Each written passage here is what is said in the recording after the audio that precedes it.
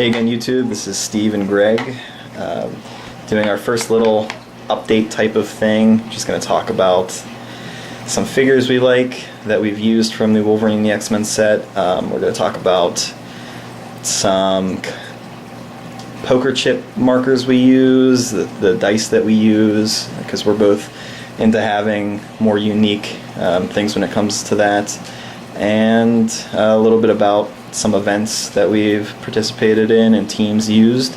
So first we're going to have Greg. He's going to go over a team that he used in a recent Wolverine seal, or no, it was constructed. Yeah, right? It was constructed. Recent constructed for the LE Nightcrawler the tournament was for. Yeah, it was a 300-point constructed team. I used these three figures, and if anybody on that watches this goes on Facebook and does the Heroclix hideout thing that I know that Glass Cabinet Films, he made that group. I posted this team. I really like it a lot.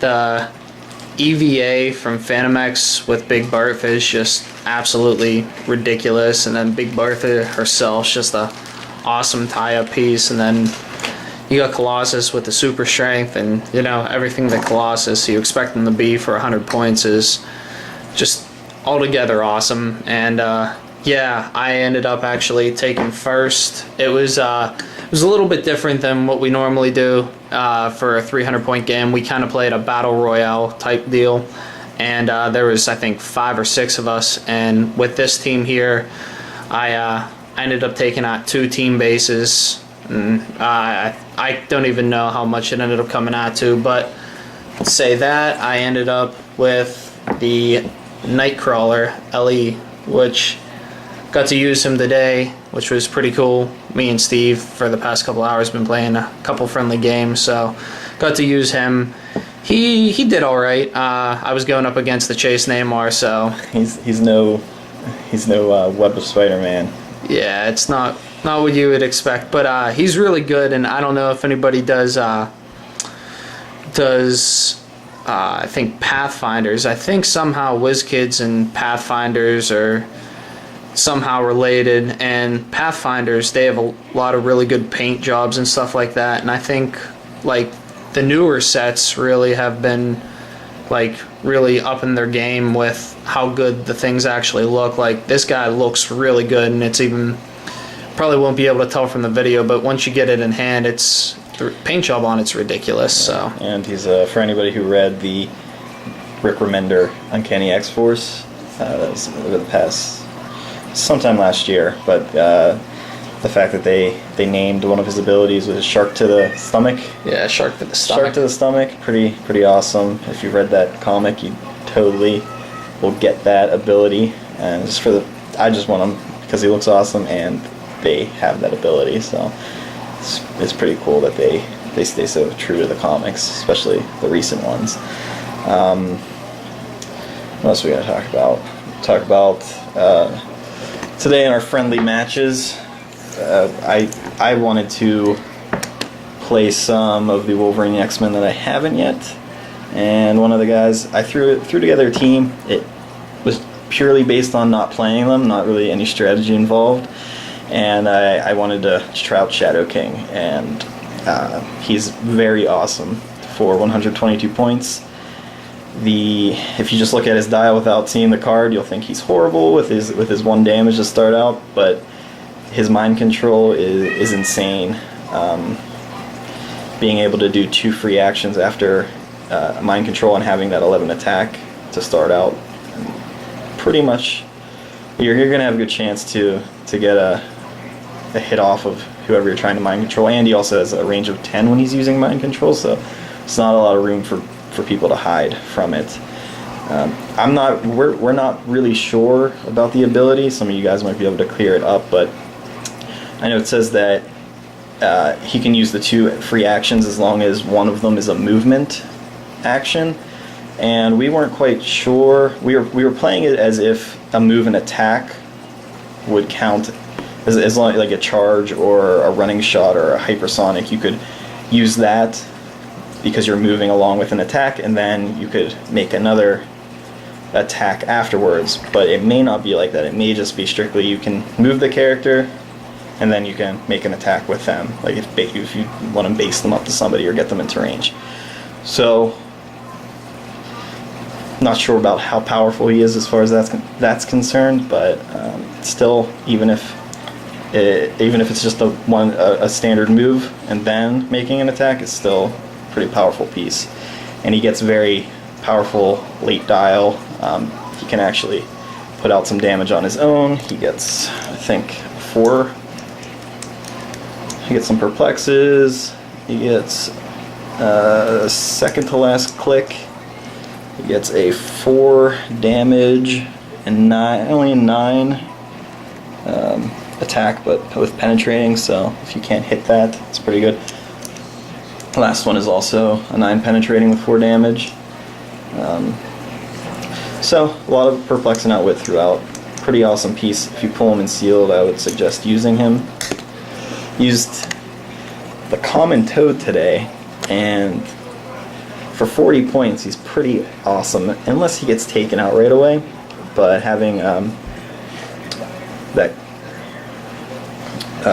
combat reflexes, so if you get him at close combat, pretty awesome. And he has the special movement ability to roll a d6, and on a 4, 5, or 6 he is able to choose a standard power action or standard attack power and use that. So if you can get him, the way I was using it was I would get him based to somebody, roll that and hopefully hit a 4, 5, or 6 and choose Blades, Claws, and Fangs. He only starts out with a 1 on his damage, so not going to do too much there. But if you can manage to get him the Blades, Claws, Fangs and get a decent hit, attack and hit, and then get a decent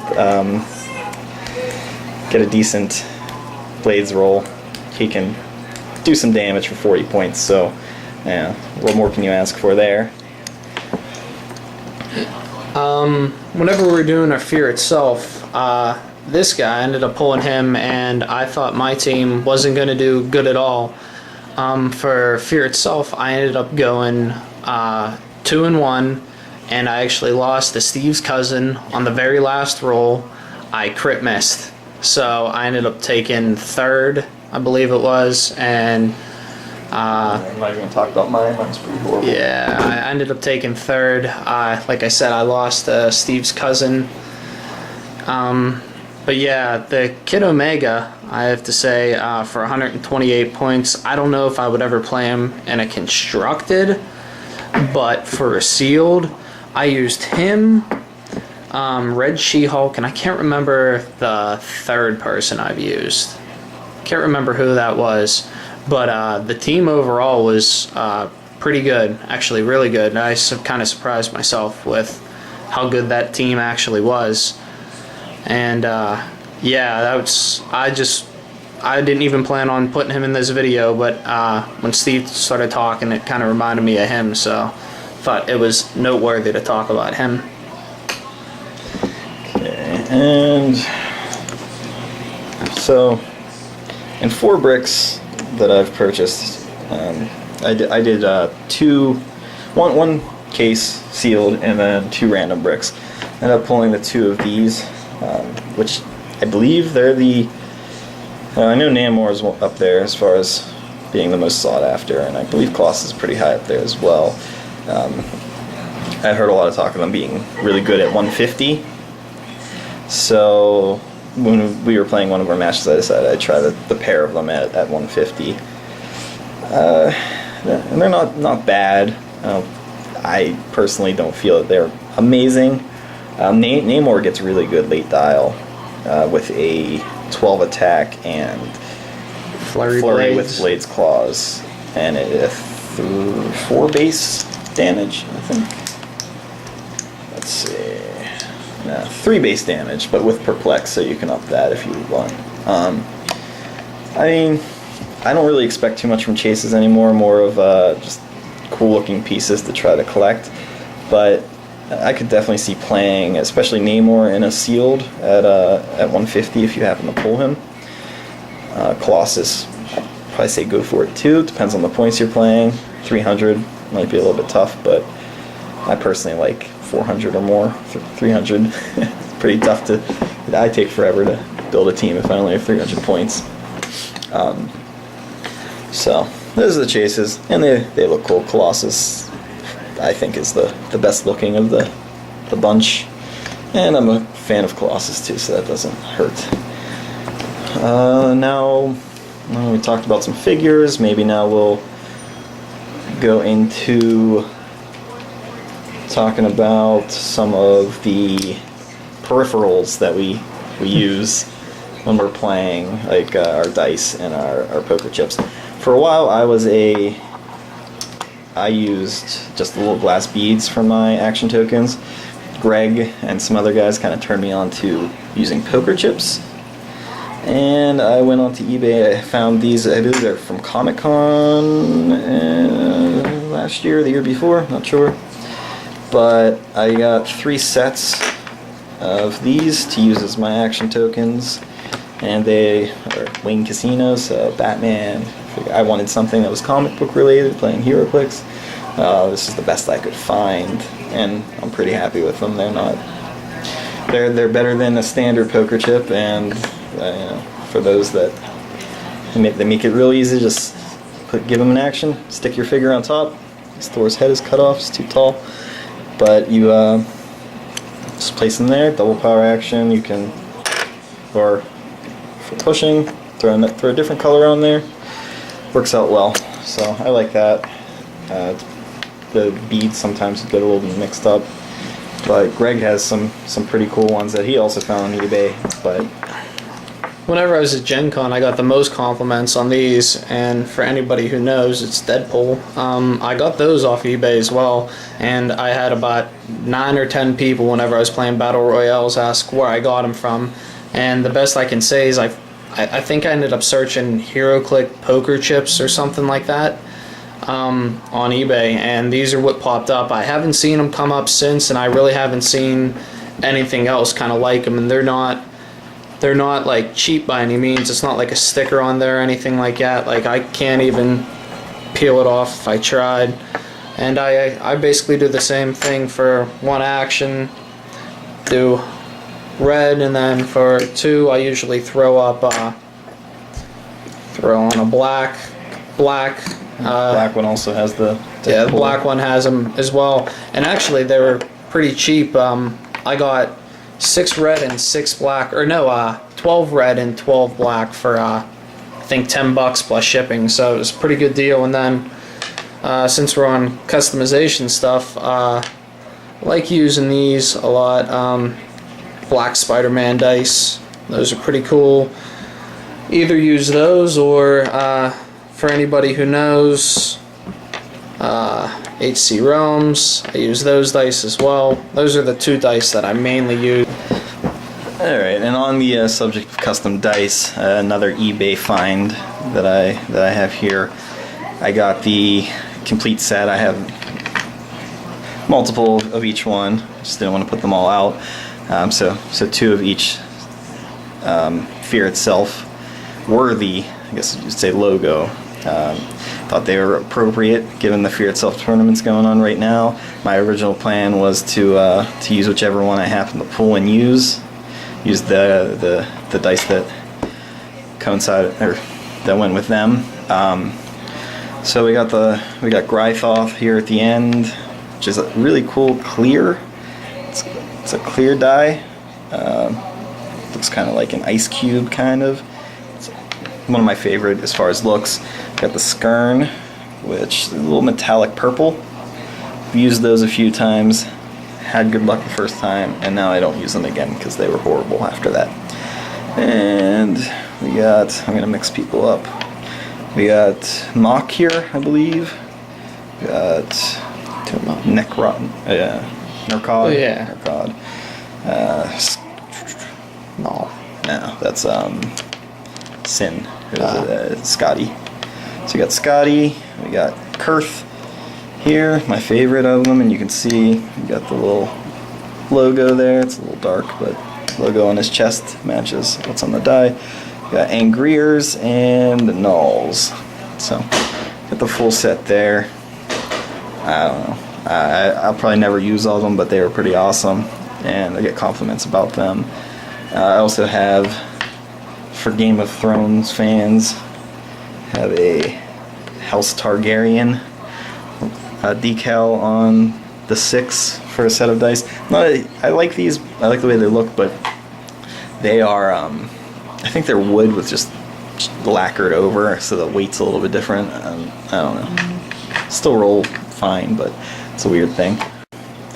Just one little thing that I did. It's nothing special, but these two guys have the little bystander tokens that they can put out onto the field. Yeah, we talked a little bit about the EVA for Phantom X and how awesome it is with the out width and being able to shoot through it. I had grand ideas to to make something that looked like it does in the comic, but I don't have the time to do that. So I had these old Pokemon coins. I don't even remember what they were used for. And what I did was I just printed out from the print and play, the bystander token. I slapped it on one of those tokens and just makes for a really easy use bystander token if you happen to play Phantom X, just to put it down. I like that better than just putting a special marker down. Makes it a little easier because you can see all the stats on there. I did the same with the Beni for Warstar.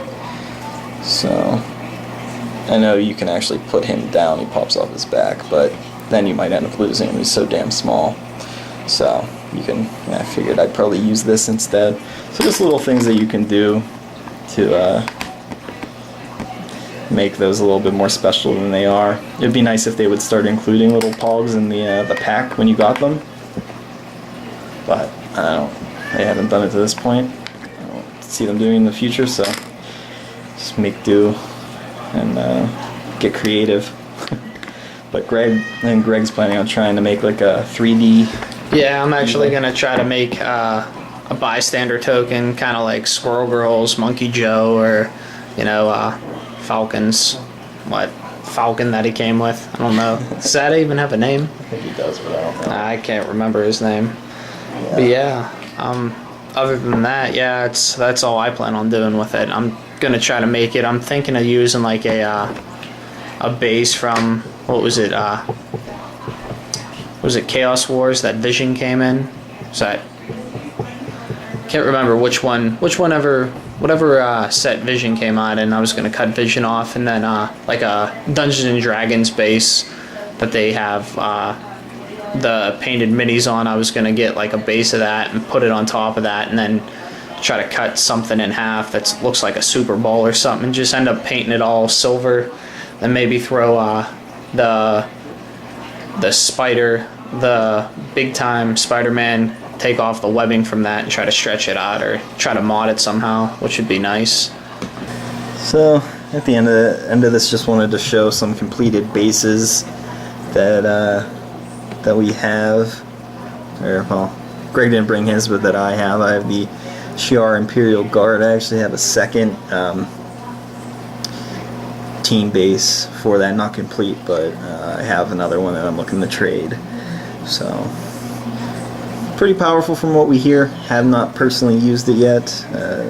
Don't really know when I will. Or Heard it's comparable to the Justice League team base, so that's kind of neat. Hopefully get a chance to use that coming up soon. As I knock over the X-Men Gold. So it's alright, adorable. Yeah. So I got that one. Also have the X-Men Gold. This is one that I, as a kid growing up in the 90s, for sure wanted for display purposes more than anything. I only got one Jean Grey in an entire, in 2 cases basically, which is crazy. She was the last one I needed to complete it. So I actually have another one of those too that I'm looking to trade. So, got all the X-Men Gold team on there from the early 90s. And then I also have a complete Excalibur team base. I actually ended up getting 3 Phoenixes. So we got the one on there to complete it. I traded a couple of those Phoenixes and some other items to Ryan from Glass Cabinet Films for an X-Men Blue base that I really wanted. That was my number one that I didn't get, but he's helping me out there by sending it to me, so I'm looking forward to getting that and putting it all on there. Still need the Jubilee for it. Alright, YouTube and Heroclix players, this is going to be the end of our first non-unboxing video, so sure, not the greatest thing in the world, but each time we do it, we're learning more and more, and hopefully we're at least enjoyable enough to watch. We just have a little overview there of some of the things that we talked about this time, and looking forward to doing some more. We'll try to stick to one video every 1 to 2 weeks. As long as we have stuff to talk about, we plan on doing them, and as long as we can get together.